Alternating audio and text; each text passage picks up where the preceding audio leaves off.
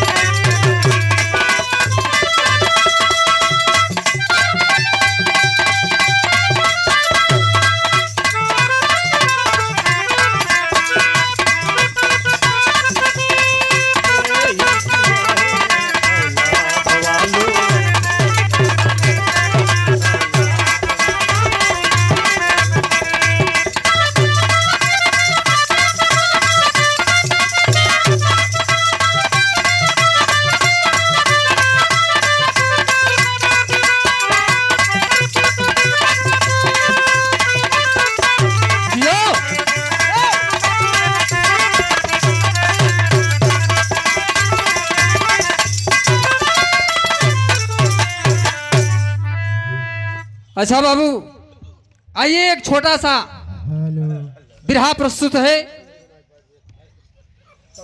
समय तो और हो गया है, लेकिन आप सबका प्यार दुला रहे। एक छोटा सा बिरहा, ज्यादा ज्यादा 20-25 मिनट 30 मिनट में।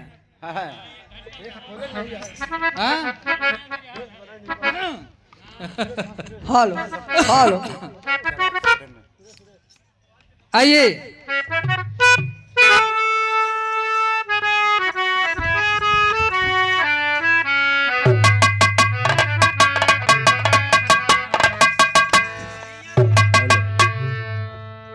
बैठ जा बाबू, बैठ जा भैया, बैठ जा। आ जा सामने से बैठ जा। बैठा अब एक कंबल बैठ जा भाई, कंबल मिले चिंता ना करा। हाँ हाँ।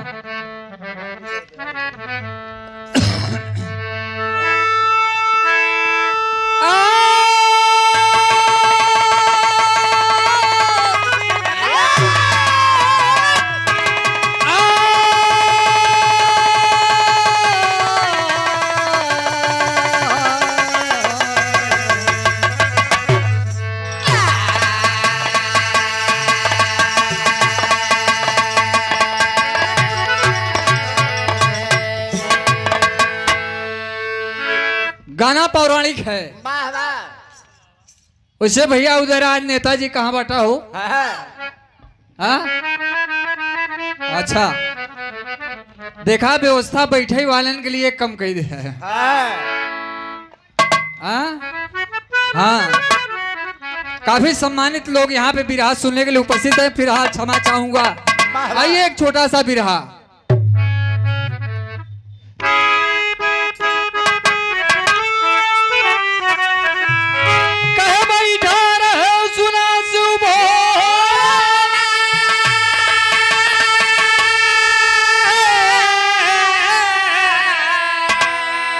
अरे गिरिजा कहीं राज एक खोला,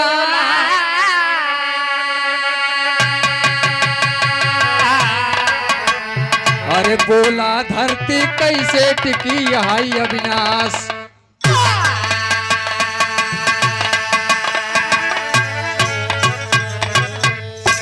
जानने बाबूजी, भगवान भोलेनाथ माँ गिरजा के साथ कैलाश पर्वत पर विराजमान हैं।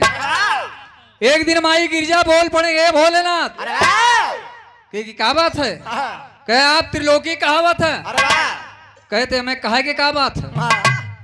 कहे हम आपसे एक सवाल करत है, यो उत्तर दे आप।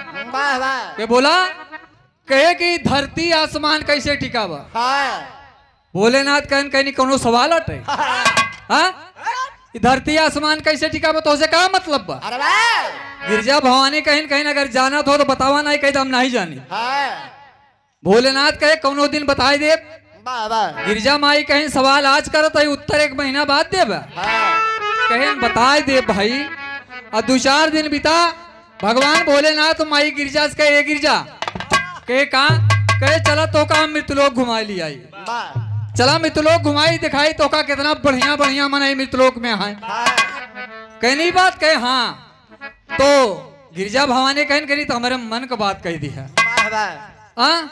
तो भोलेनाथ कहे कि लेकिन ऐसे नहीं। कहे तब देखी गजल का टुकड़ा लगा मास्टर।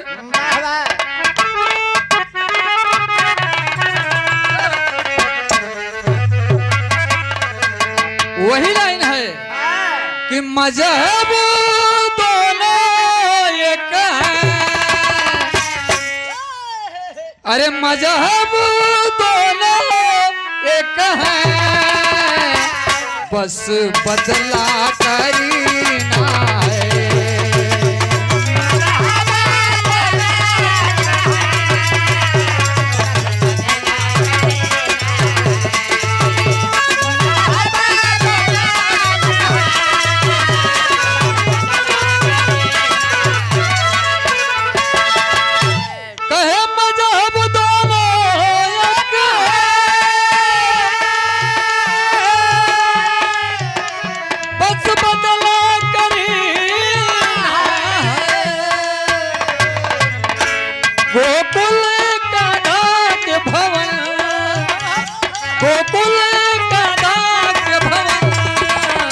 हजरत का मदीना।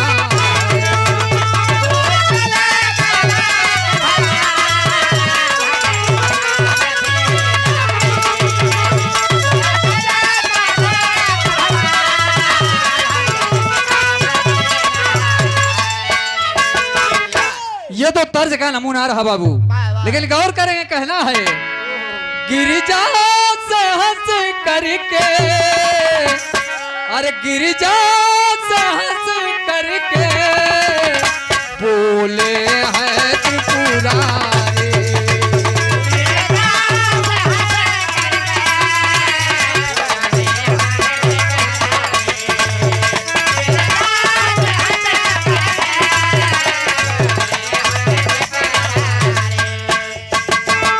कहे गिरिजा साहस करके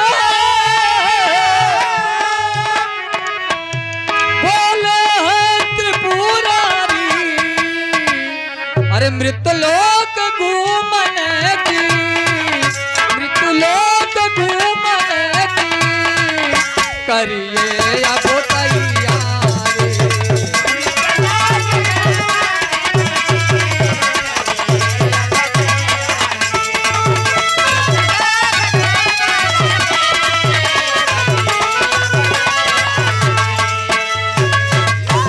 भगवान भोलेनाथ कहे कि चला मेला तो का हम मृतलोक दिखा दे। कहे कि चला अच्छी बात है, लेकिन भगवान कहे कि देखा भेष बदल के चला तम बजाई। गिरजा माई कहे वो कैसे? कहे कि तू एकदम 16 श्रृंगार सजाएला, एकदम 16 श्रृंगार सजाएला, अब बढ़िया खूबसूरत रूप बनाएला। हम कोढ़ी के भेष में चली तब मजा आई। गिरजा माई कहे लहल तू कोढ़ी बन के बुढ़वा बन के चलबा, हम 16 श्रृंगार सजा के चली। कहे तबे तो खेलम मजे आई। और गिरजा माई भगवान के कथनानुसार एकदम बाबूजी बढ़िया खूबसूरत रूप बनाई। सुंदरता का 10 भाग है बाबूजी, सुंदरता का 10 भाग है। 9 भाग मात्र माता ये पार्वती जी को अकेले दिया गया। सुंदरता का 9 भाग गिरजा माँ को दिया गया, और सुंदरता के 1 भाग में पूरी सृष्टि की रचना की गई। देखें आप, 9 भाग सुंदरता लेके माई गिरजा एकदम सज धज के तैयार हो गई। सज धज के तैयार भई और भगवान भोलेनाथ कोढ़ी के भेष बना के डिगडिगावत की एकदम मुड़ी हिलावत की मृतलोक के धरती पे पहुंचे आए। और एक चौराहा पे पहुंचे, जैसे ही बाजार देखा था मगरौरा, ऐसे एक बाजार में पहुंचे और वहां एक होटल रही और काफी लोग जुटा रहा है, तो जवन लवंडा टाइप का रहा है होटल पे बैठा रहा है। अचानक गिरजा माई के ऊपर नजर पड़ी। जब गिरजा माई के ऊपर नजर पड़ी, साथे में बुढ़वा कोढ़ी यहाँ थिलावत की, तो एक लड़का खोदे से ए बे का बात है कई मतलब बुढ़ौना कोढ़िया सथवा दे कोढ़िया कहे इतनी सुंदर दुल्हन, अरे बाप रे बाप, आज तला की धरती पे दिखाई के नहीं मिला। और लड़का लोग देखे भोलेनाथ एक जगह बैठ गए, माई गिरजा खड़ी यहाँ, और लड़का लोग देखे कहने का बुलावा तेन दुल्हनिया का इशारा करा, तो वही लवंडा लोग कर का तर्ज लगा मास्टर।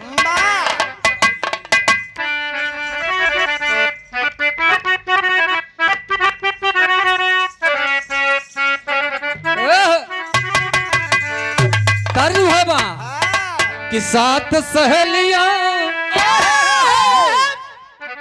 अरे 7 सहेलियां, अरे खड़ी खड़ी फरियाद सुनावा घड़ी घड़ी।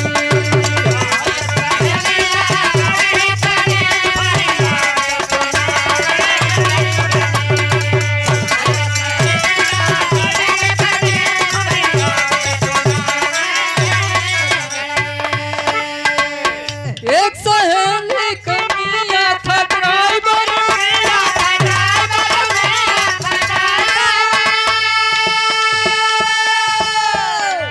रात भर में सोन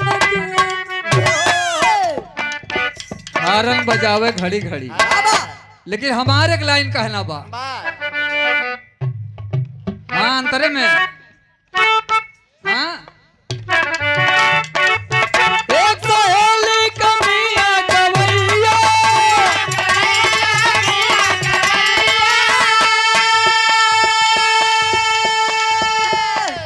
रात भर मुआ सोवन दे, रात भर मुआ सोवन दे, बिरहा सुनावे घड़ी घड़ी।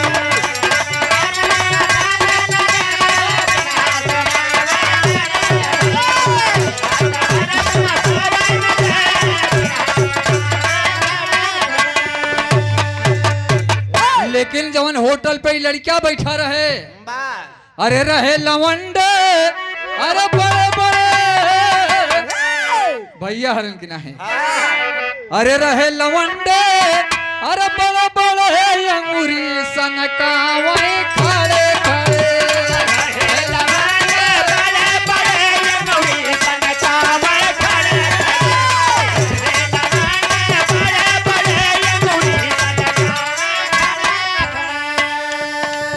आजा इशारा के हरावा गिरजा माई भोलेनाथ से कहीं के ना लड़किया इशारा करता है, भोलेनाथ कहे तई जा देखा देखा का कहा थी ना और गिरजा माई लब लड़के पहुंची जाए, कहन कस का बात है बतावा। तो लवंडा लोग कहन कहीं तोरे सथवा जवन बुढ़ौना बा ई कोढ़िया के आ। गिरजा माई कहन कि हमार स्वामी हैं, हमार पतिदेव हैं। लड़किया लोग कहन का बुढ़वा के साथ अपन जिंदगी खराब करत हो, कई दिन का मेहमान भाई, अब वही जाएगी तब वही बुढ़वा का छोड़ा आवा तो का रानी बने के रखब। गिरजा माई के गोड़े लाग मुड़े भुतान तेरी ऐसी के तैसी में,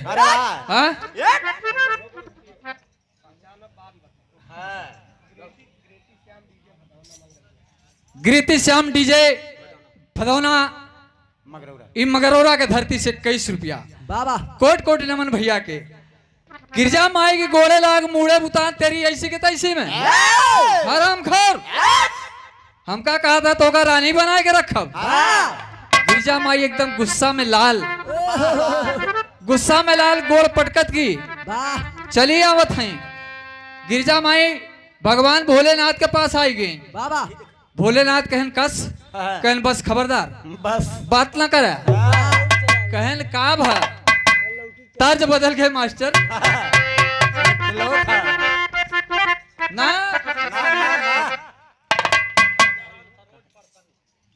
आप परम आदरणीय पिता तुल्य श्री राजा राम सरोज प्रसन्न की धरती से, प्रतापगढ़ की धरती से 101 रुपया कोट कोट नमन है। भाव लगा मास्टर साहब। ये बहुत पहले आप सब भाई विजयलाल के बुखार बिंद से सुने रहा। बाबा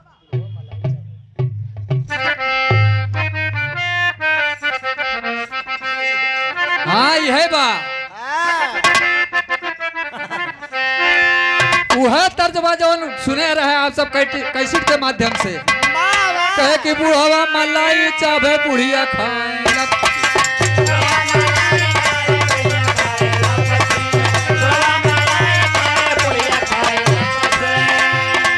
लेकिन यह बात बा, लेकिन कहना बा अरे गिरजा जी भोला से बोली खिसियाई के,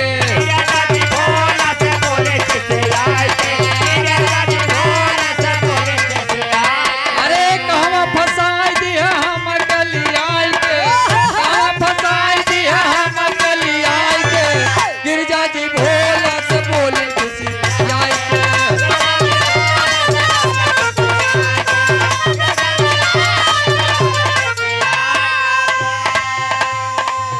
भवानी गिरजा कहीं कि इन्हें बढ़िया बढ़िया मनाई है, कहा मृतलोक में बहुत बढ़िया बढ़िया मनाई है। वाह हाँ इन्हें अच्छा अच्छा मनाई। कहन का भा हाँ गिरजा माई कहें कि इन्हें कहा था हरामखोर कि बुढ़वा के छोड़ दे, कि कोढ़िया के छोड़ दे, अब तो का रानी बना के रखब वाह राजमहल में। भोलेनाथ कहें जहाँ अच्छा लोग रहा वहाँ कुछ गड़बड़ हो रहा। गड़बड़ हो रहा था। तो इस सब बात पे ध्यान न देना चाहिए। गिरजा माई कहें ना अब यहाँ से लौटा, वाह वाह लौटा ना तो हम शराब दे दे बिना भस्म हो जाए। भोलेनाथ कहेंगे ना ना ना ना ना ना गिरजा ऐसे न केहू। वाह कहें तब बतावा, आखिर बतावा ऐसे ऐसे मनाई मिली है तो का रह जाई। तो भोलेनाथ कहे कि चला तो काम बढ़िया मनाई दिखाई। गिरजा माई कहें ना भाई धरती पे बढ़िया मनाई यहाँ का हाँ कहें कि चला हम दिखाई। और क्या कहते हैं प्रयागराज के खाटी तर्ज लगा। स्वर्गीय दत्ता राम आधार यादव और हमारे मरहूम जनाब हैदर अली जुगनू गुरु जी के अंदाज लगा बाबूजी। कैसे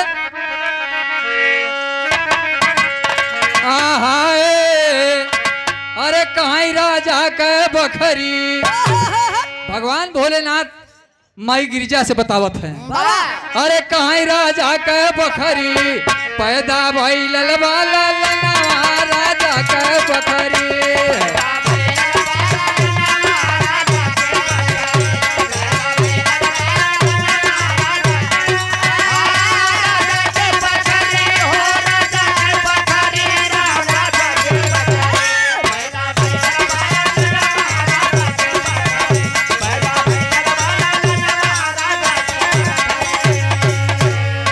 राजा ब्रह्मा दत्त हुए बड़े धर्मदानी।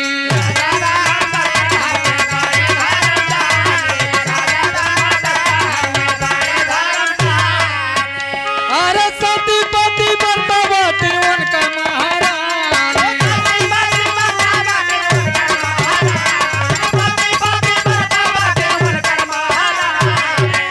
कहाँ लाल के खुशी में यही हो, लाल के खुशी में निपलू राजा का बखरी पैदा भाई ललवा।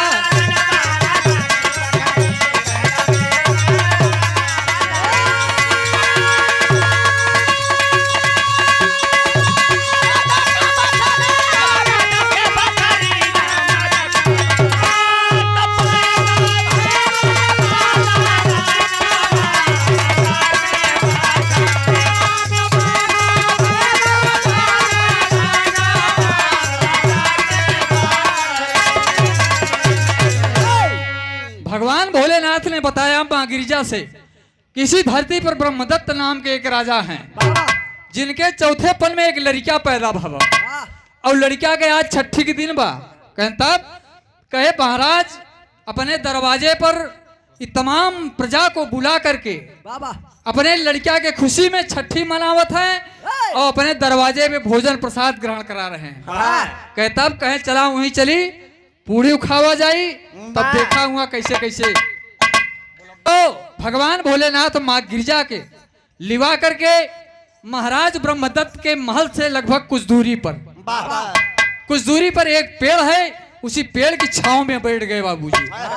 बैठ गए और इधर महाराज ब्रह्मदत्त जी अपने दरवाजे पे सबको भोजन करा के, गरीबों को भोजन करा के दान दे करके अपने सिपाहियों से बोल पड़े कि पता करो मेरे नगर में कोई भूखा तो नहीं रह गया। अगर कोई भूखा रह गया हो तो उसे ले आओ मेरे दरवाजे पर भोजन करे। और सिपाही लोग निकल गए बाबूजी।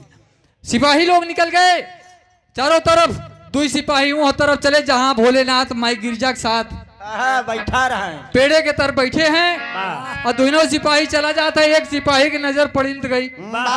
जब एक सिपाही की नजर पड़ी तो एकदम हक्का बक्का मोबाइल तबायन जैसे ओका लकवा मार जाए।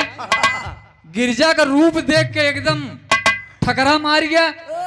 माछी आवत जाती है वह सिपाही सोचे कि का भय का नहीं हिलत बन डोलत बन कुछ बोलत बन। हाँ पैसे मुहे के लगे हाँ के साथ कैसे यार ए भाई साहब जब खोदेस देखो सिपाही हाँ यार कहाँ खोई गया हाथ कह कि पेड़वा के तरह देखा पेड़वा के कहे का बा कहे देखा था यार इतनी सुंदर औरत यहाँ धरती पे हम देखबे नहीं भाई। एक और सिपाही कहे कि हाँ यार कहे सथवा में एक कोढ़ी एक बुढ़वा बैठा बा चल देखा जाए। चल और दोनों सिपाही पहुंचे कहे ए बुढ़े ए कोढ़ी। भगवान भोलेनाथ कोढ़ी के वेश में कहे कि हाँ भैया बोला हाँ सिपाही साहब बतावा। कहे कि भोजन किया।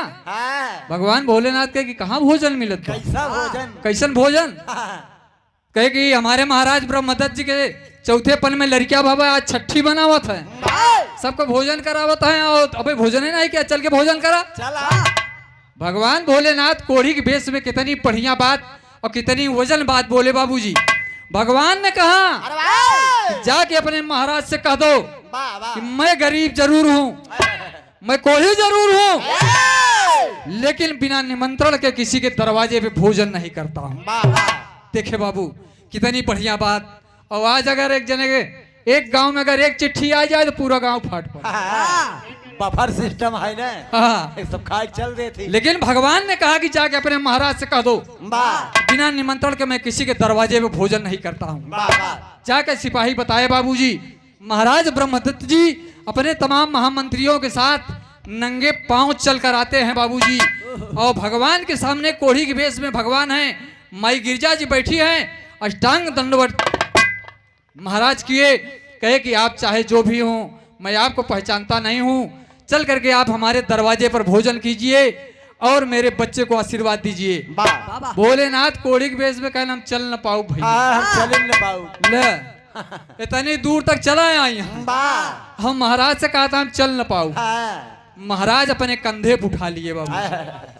महाराज अपने कंधे पे उठा लिए। भगवान भोलेनाथ के शरीर से मवाद चुगत है, ले आकर के राजमहल के सामने बैठा दिए। माई गिरजा बैठी हैं। महाराज जाके दुई थाली सजाए के 56 प्रकार के भोजन ले आए के भोलेनाथ माई गिरजा के सामने रख दे। कहे कि लीजिए आप सब भोजन कीजिए, भोजन पाइए आप लोग। भोलेनाथ कहे नहीं सब हम खावे नहीं करी, शाकाहारी मना है, ये सब खाई तो नहीं हम। महाराज के का खावा महाराज तो भोलेनाथ का बतावा थी निर्गुणी भाव लगा मास्टर। लगा वाह।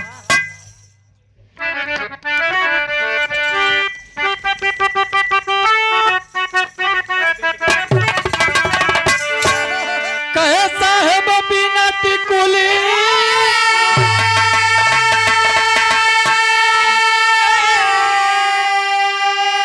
अरे साहेब बिना टिकुली अरे सोहेना लीलारू हो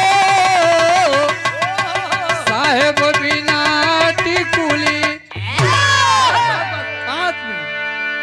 यह तर्ज बाबू, लेकिन गौर करें कहना है कहे कराई दा भोजनवा, अरे कराई दा भोजनवा, अरे मनाई के मास का कराई दा भोजनवा।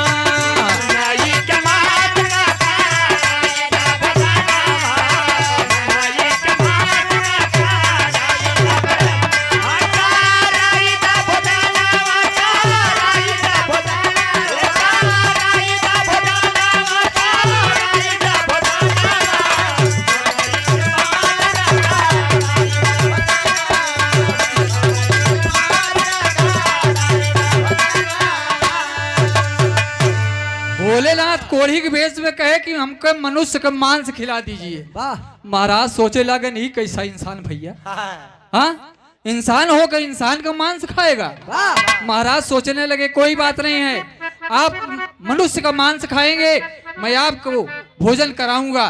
भोलेनाथ कहे कि ऐसन वैसन मनई के मांस न खाब हम। कहे तब केकर खाबा? तो भोलेनाथ का कहा थी, कहे कि चौने ललन के अरे मनावा छठिया, वही के ही मांस का हम करबैया, अरे नहीं लौट जाबई भूखा हम भवनवा, अरे मनाई के मांस का कराई दा भोजनवा।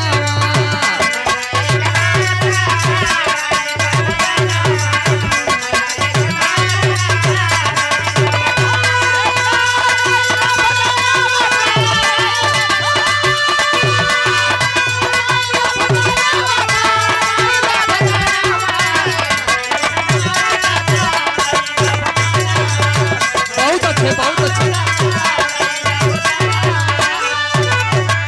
बाबूजी। भोलेनाथ कहे कि महाराज जौने लड़किया के आज छठी आप मनावत है, जौने लड़किया का छठी मनावत है, 6 दिन के राजकुमार के अपने रानी से कटवाई की, अब पकवावा तबे भोजन करम, नहीं भूखल उठ जा। महाराज के पांव तले जमीन खिसकने लगी बाबूजी। महाराज सोचने लगे ये कैसा इंसान है, मेरे 6 दिन के बच्चे को ये खाना चाहता है। बाबूजी महाराज ने कहा कि कोई बात नहीं है, आप मेरे बच्चे का मांस खाना चाहते हैं, मैं आपको भोजन कराऊंगा। लौट पड़े बाबूजी, महल के अंदर प्रवेश किए। रानी साहब कुमुदनी जी बोल पड़े कि महाराज अतिथि भोजन किए? कहे कि नहीं, आंखों से आंसू बरस रहे हैं। रानी साहब ने कहा कि महाराज आप रो क्यों रहे हैं? तो क्या कहते हैं विरह के शीर्षक में मास्टर?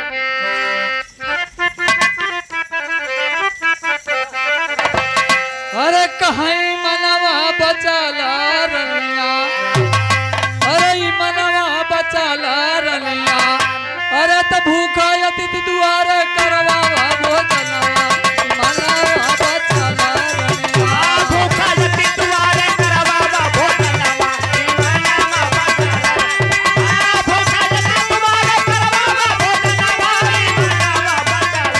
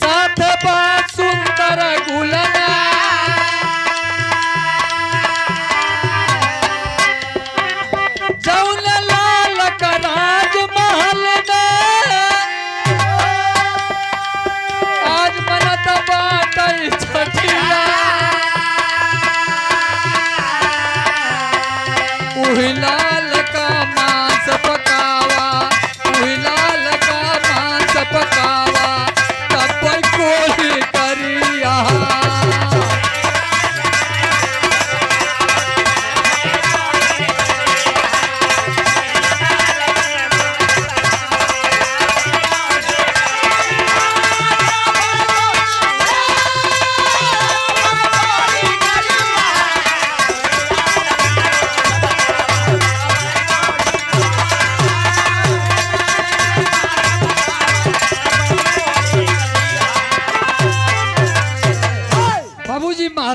कहा कि महारानी अरे ये अतिथि ऐसा भोजन नहीं करेगा। ए भाई भाई भैया भैया भैया भैया अगर ना अच्छा लगे तो बंद कर दे। 5 मिनट और। बाबूजी महाराज ने रानी साहब से कहा कि जो अतिथि दरवाजे में बैठा है कोड़ी के भेष में वो हमारे 6 दिन के बच्चे का मांस खाना चाहता है।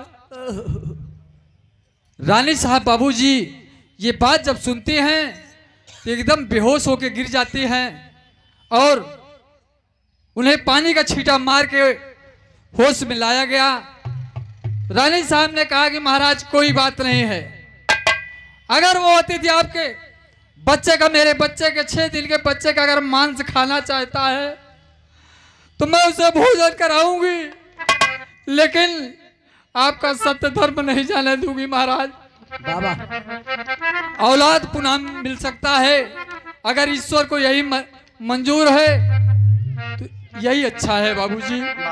वही रानी साहब क्या करते हैं बाबूजी, अपने 6 दिन के राजकुमार को गोदी में उठाते हैं और एक चुंबन ले करके कि मुन्ना मुझे क्षमा कर देना, आंगन में लटाते हैं बाबूजी। होता क्या है, ताज लगा मास्टर।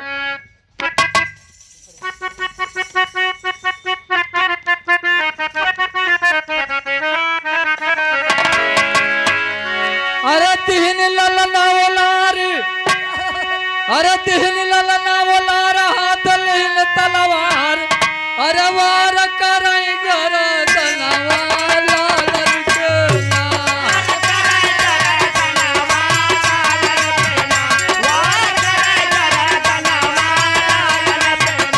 वार कराई गर तलवार लालन के।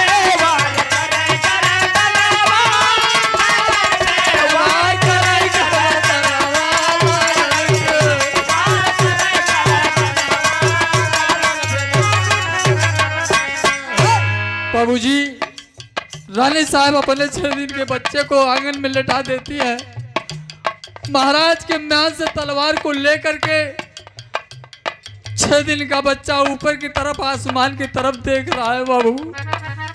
उसे ये नहीं पता कि मेरे साथ क्या होने वाला है।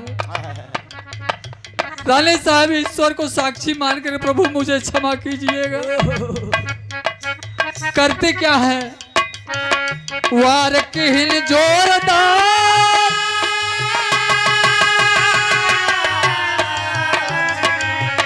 वार किहिन जोरदार, बैगर कटल का था प्यार उड़ खास बनवा लालन के।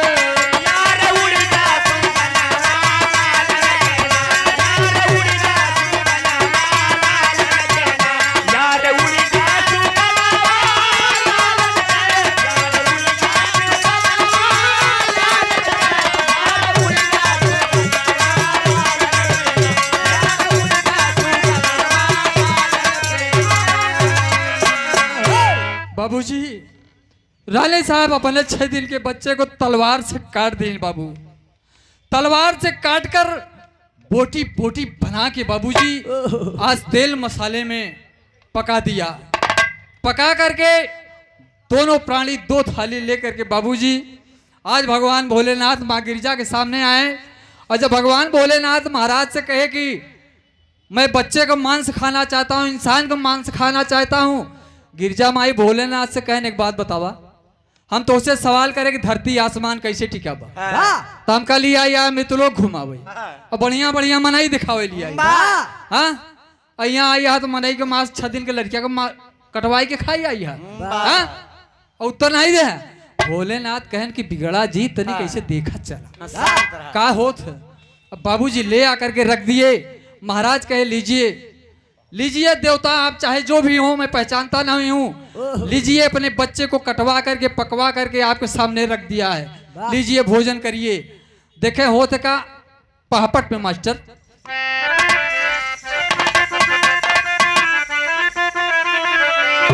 वह भगवान भोलेनाथ एक बोटी उठाए बच्चे के मांस का, एक बोटी उठाए मुहे के लगे लगाए। अब मुहे के लगे पहुंचा नहीं, तब कहता है थूक। फिर वही थाली में धई दे। या उघड़दानी। तो महाराज कहे कि क्या हुआ महाराज? तो का कहा था? अरे भोजन नहीं करबै सुना बयानवा बोले है भोला। अरे भोजन नहीं करबै, अरे सुना बयानवा बोले है भोला। और नमक बड़ा ना बाटे सुना भोजनवा बोले है भोला।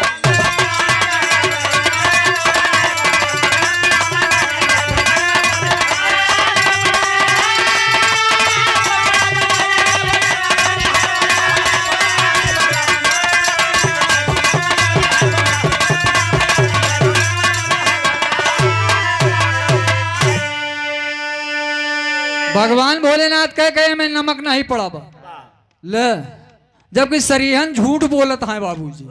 लेकिन आज भगवान अपने भक्त की परीक्षा लेने आए हैं। भगवान कहे मैं नमक नहीं पड़ा बा। महाराज रानी साहब की तरफ देखे लगे कि का रानी साहब? रानी साहब हाथ जोड़ के कहीं महाराज ऐसा नहीं है, हमने नमक डाला है मात्रा में, हमने नमक डाला है। मैं पुत्र के मोह में ऐसा काम नहीं किया है, गलत काम नहीं किया। तो भोलेनाथ का कहा थी? हाँ कि एकर मतलब हम झूठ बोला थे। तो का कहा थी? कहा अगर है विश्वास नहीं तो अरे खुद ही खाई के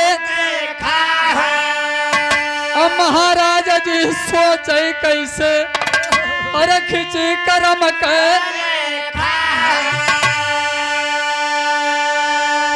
भोलेनाथ महाराज ब्रह्मदत्त से कहे कि अगर आपको विश्वास नहीं है महाराज तो आप खुद ही खा के देखा कि नमक पड़ा बा कि नहीं। बाबा ले वह होत का? अरे दोनों पराने खाई चलते चलावा बोले है भोला। अरे दोनों पराने खाई चले अरे ते चलावा बोले है भोला। तब किलकारी मारत वाला पलनवा बोले है भोला।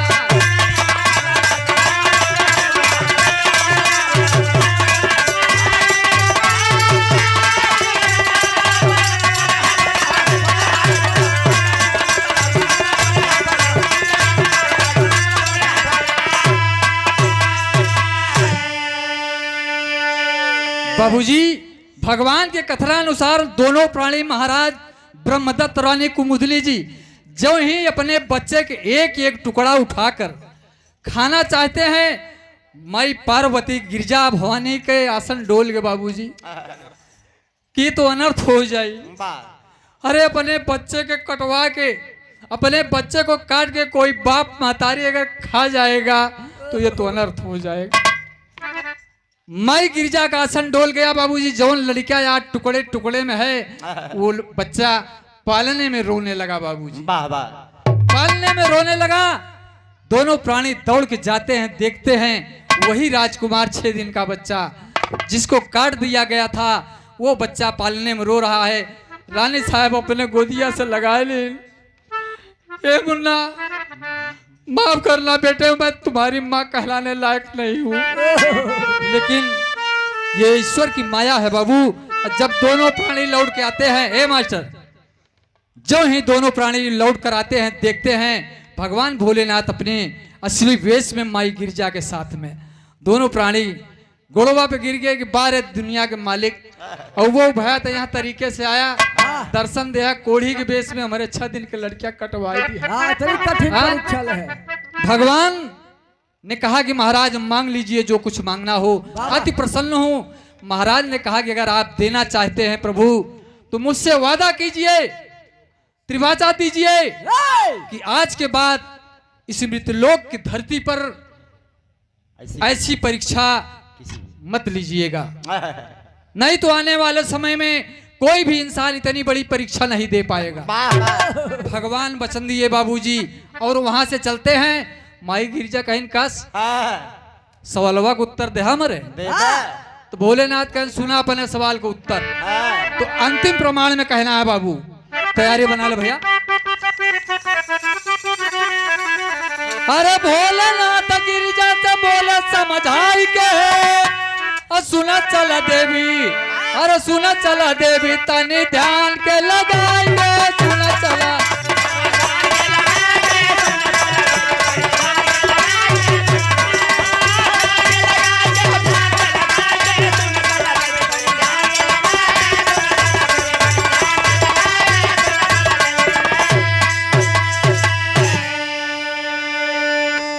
ऐसे ऐसे राजा महाराजा है जगतिया, अरे ऐसे ऐसे राजा महाराजा है जगतिया, और ये नहीं के बल पे टिकल बा धरतिया। भगवान भोलेनाथ माई गिरजा से कहे कि ऐसे ऐसे राजा महाराजा सत्यवादी धर्मनिष्ठ इस धरती पर अभी तक मौजूद हैं, जिनकी बदौलत ये धरती और आसमान टिका है। अरे कहे सत्य धर्म के बात टोके गठियाई के है, और सुन चला देवी तनि ध्यान के लगाई के।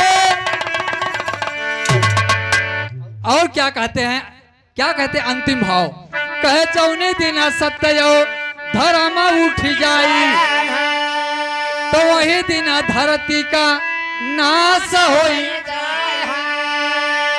अरे दुइनो जन कैलाश पहुँचे जाय के है, और सुन चल देवी तनि ध्यान के लगाए के।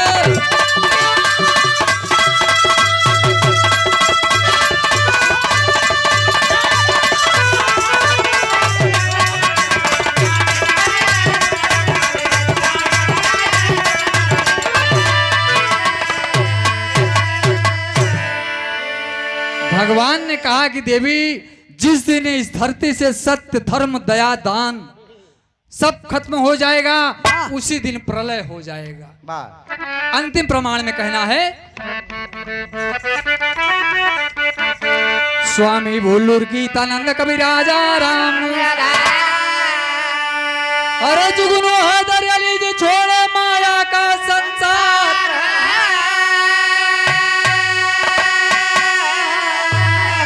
अरे मनवा बचा लारनिया तो चूमई शिव बाबू सब भैयन के चरणवा हो, मनवा बचा लारनिया।